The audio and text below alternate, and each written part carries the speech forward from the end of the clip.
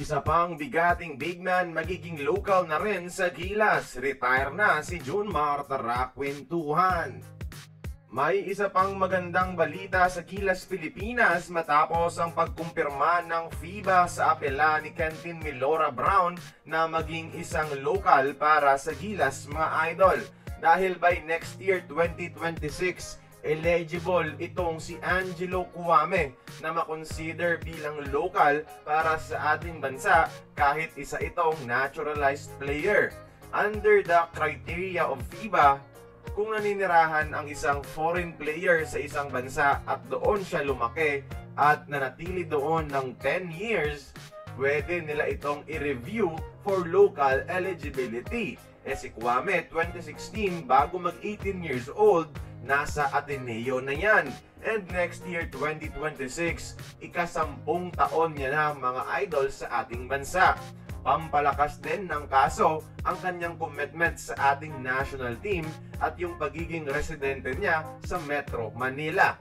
Sana tignan ito ng SBP at magpadala din sila ng abogado katulad ni QMB para mas mapadali ang kaso.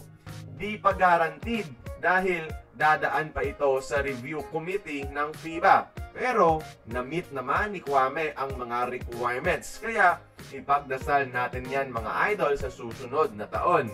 Dahil kung sakali, we will have the best front court in Asia, mga idol. At mga batang core pa ito. At power forward, salitan si AJ Edu at Angelo Cuame. And at center, salitan si Kai Soto at si Kentin Milora Brown.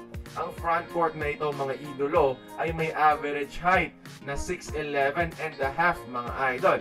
Almost 7-footer na frontcourt average height, mga idol. Nakaka-excite talaga to para sa ating Gilas Pilipinas. Pero sa pagpasok ng mga bagong big men na ito, syempre may aalis. Mauuna siguro si Japet Aguilar na ilang dekada na ang serbisyo para sa ating national team. At susunod, unfortunately, si Junmar Fajardo ang ating PBA GOAT, mga idol. Hindi talaga nagtatranslate sa international stage ang laro ni Junmar at target palagi siya sa depensa. Nakahabol na ang father time kaya bumabagal at nagiging liability na si Dak Kraken. Pero pasalamatan pa rin natin si Dak Kraken sa naging serbisyo niya para sa bayan. Available anytime para maglaro at ngayon handa nang ipasa ang corona sa mga bagong henerasyon ng Gilas Big Men. Kaya kayo, mga idol, please show your appreciation kay Junmar Fajardo at Japet Aguilar sa ating comment section at magkomento ng inyong congratulations at pasasalamat sa kanila.